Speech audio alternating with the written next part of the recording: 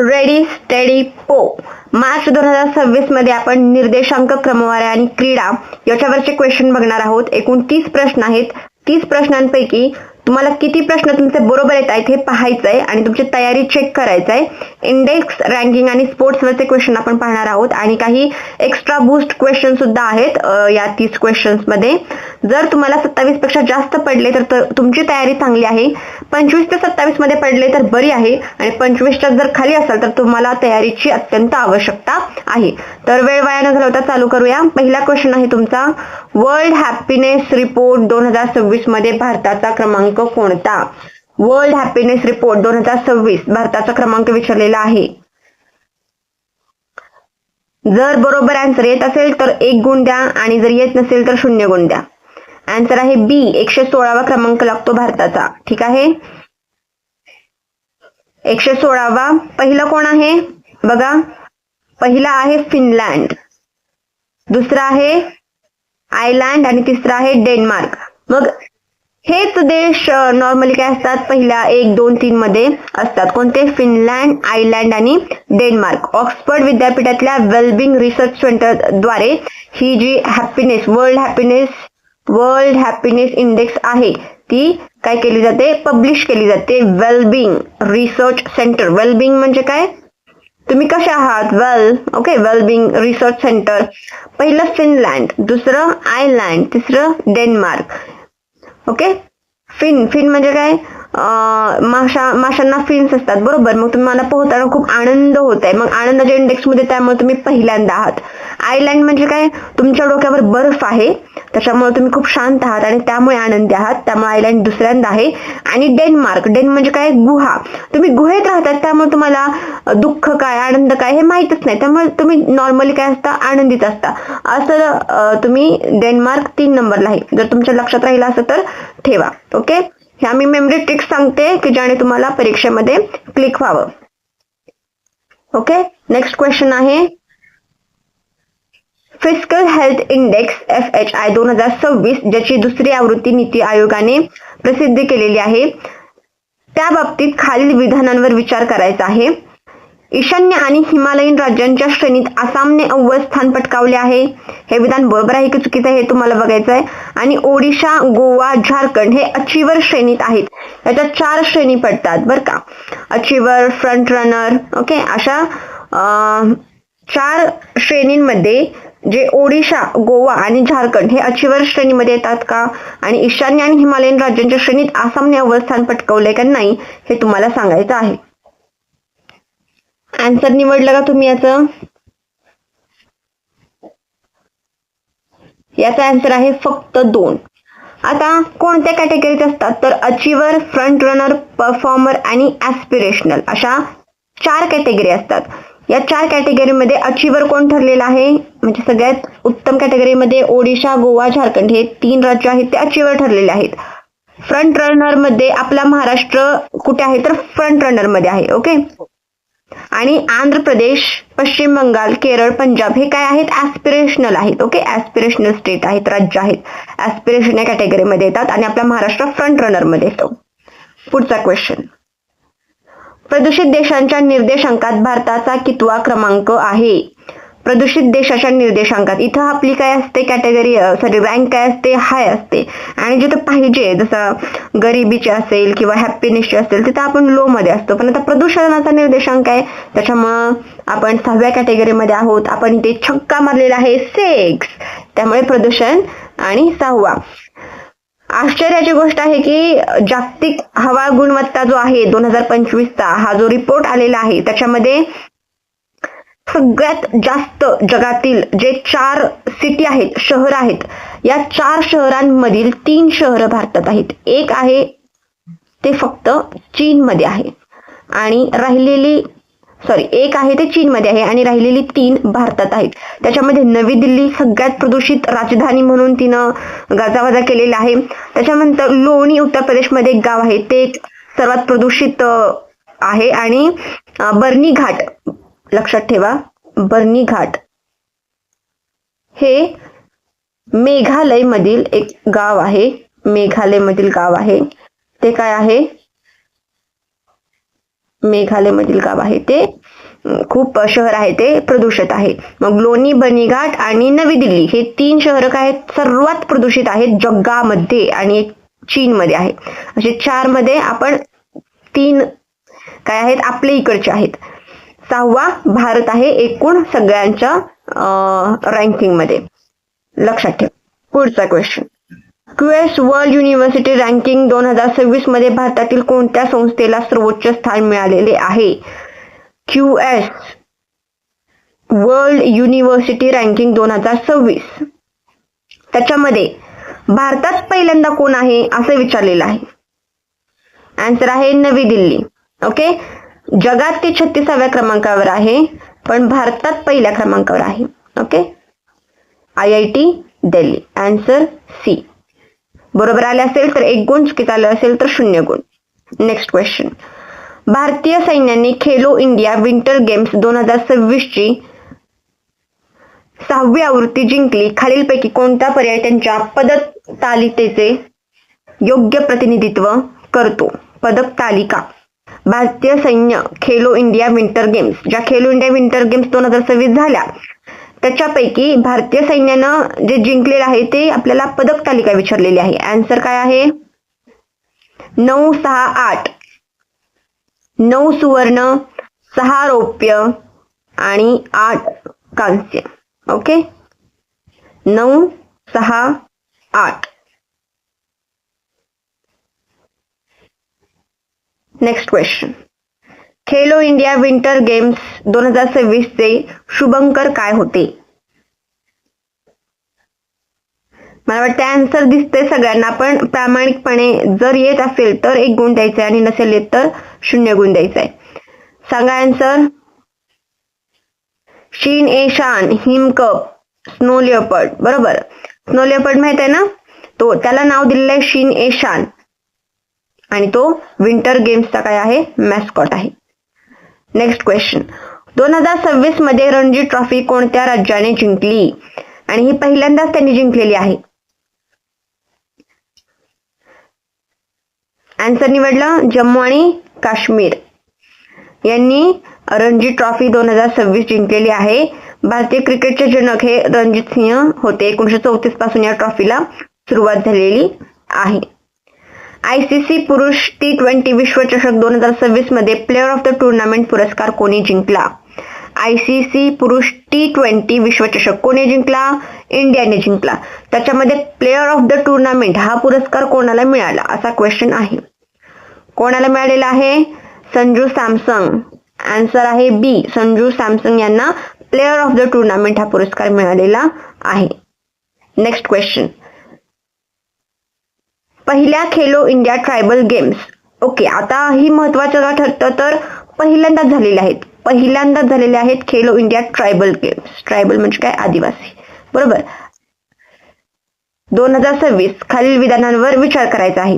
हे सामने छत्तीसगड मध्ये आयोजित केले गेले आणि त्यांच्या शुभंकराचं नाव मोरवीर होतं. सांगा, फक्त 1 बरोबर आहे, 2 बरोबर आहे, दोन्ही बरोबर आहेत का दोन्ही चुकीचे आहेत? आन्सर निवडलं तुम्ही. याचा आन्सर आहे 1 आणि 2 दोन्ही बरोबर आहेत. जे पहिले ट्रायबल्स गेम्स आहेत ते छत्तीसगड मध्येच आयोजित केलेलं आहे, आदिवासी गेम्स, आणि त्याचा मोरवीर हे त्यांच्या शुभंकराचं काय आहे? नाव आहे. लक्षात ठेवा, महत्वाचा IMP क्वेश्चन आहे. पुढचा क्वेश्चन, भारताच्या 84व्या बुद्धिबळ ग्रँड मास्टर आणि ईशान्य भारतातील पहिल्या ग्रँड मास्टर कोण बनला आहे? तुम्हाला आन्सर बघून ऑप्शन बघून कळतच असेल काय आहे आन्सर ते. ईशान्य भारतातील पहिला ग्रँड मास्टर मयंक चक्रवर्ती. हे लक्षात ठेवा, महत्वाचं आहे याच्यामध्ये ईशान्य भारतातील पहिला आणि मयंक चक्रवर्ती आसाम.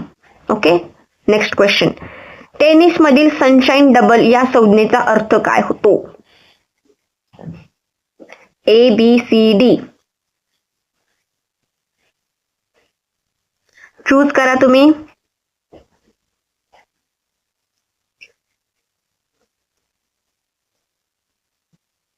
सांगू आन्सर.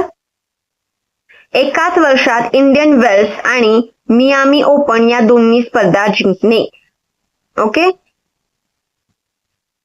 आन्सर आहे सी, बरोबर. एकाच वर्षात इंडियन वेल्स आणि मियामी ओपन या दोन्ही स्पर्धा जिंकणे. आणि कोणी केलेला आहे यावर्षी? आर्याना सबलेंका आणि जॅनिक सिनर. फिमेल कॅटेगरीमध्ये आर्याना सबलेंका हिने आणि जॅनिक सिनर मेल कॅटेगरीमध्ये सनशाईन डबल हे यांनी काय केलेलं आहे? अचीव्ह केलेलं आहे. एकाच वर्षात त्यांनी इंडियन वेल्स आणि मियामी ओपन या दोन्ही स्पर्धा जिंकलेल्या आहेत. इंडियन अँड मियामी, इंडियन मिया असं काहीतरी लक्षात ठेवा.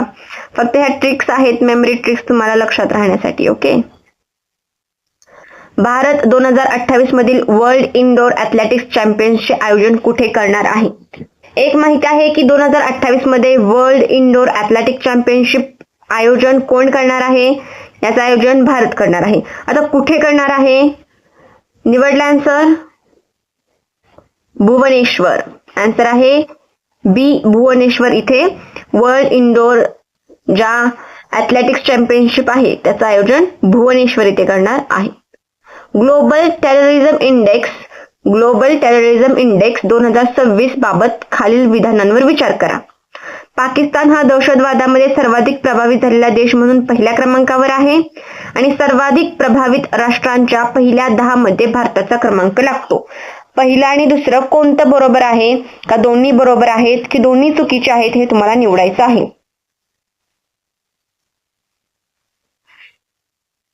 काय येतं इथं?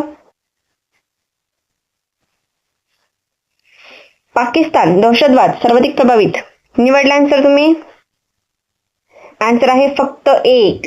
ठीक आहे की पाकिस्तान हा दहशतवादाने सर्वाधिक प्रभावित झालेल्या देशांमध्ये पहिल्या क्रमांकावर येतो, हे बरोबर आहे. आणि सर्वाधिक प्रभावित राष्ट्रांच्या पहिल्या 10 मध्ये भारत येत नाही, तर भारताचा 13वा क्रमांक आहे. कितवा आहे? 13वा क्रमांक आहे.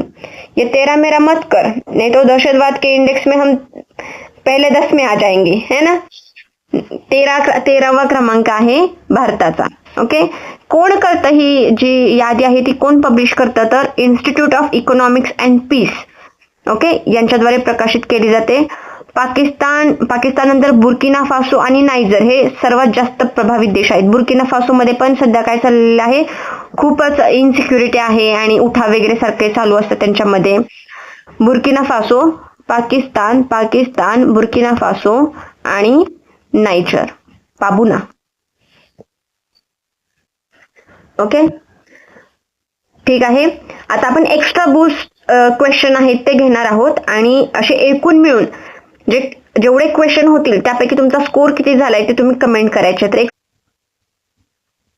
तर प्रश्न आहे 2027 इथं आहे जनगणनेचा. ओके, जनगणना 2027 जनगणनेचा ब्रँड अँबॅसिडर म्हणून कोणाची नियुक्ती करण्यात आलेली आहे?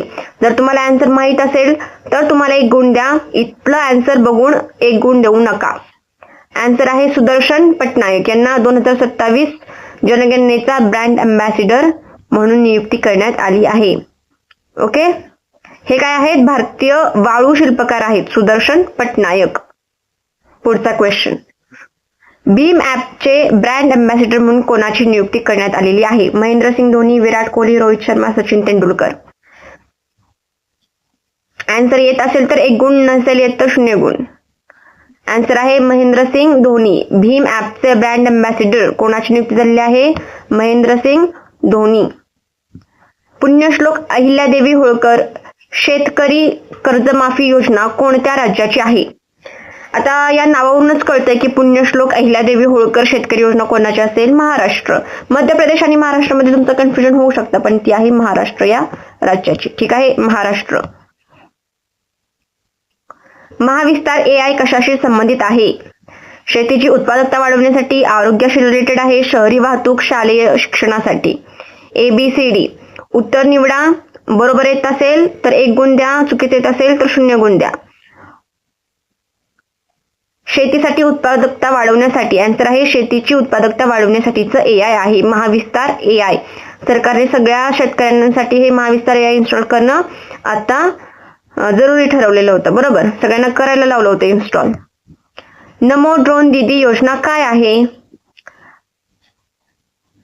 बघा आन्सर आहे स्वयंसहाय्यता गटातील महिलांसाठी शेतीसाठी ड्रोन खरेदी करण्यासाठी ही योजना काय आलेली आहे, सरकारने राबवलेली आहे, नमो ड्रोन दीदी योजना. या योजनेचा उद्देश ग्रामीण महिलांना कृषी ड्रोनच्या माध्यमातून आधुनिक कृषी सेवांशी जोडणे हा आहे.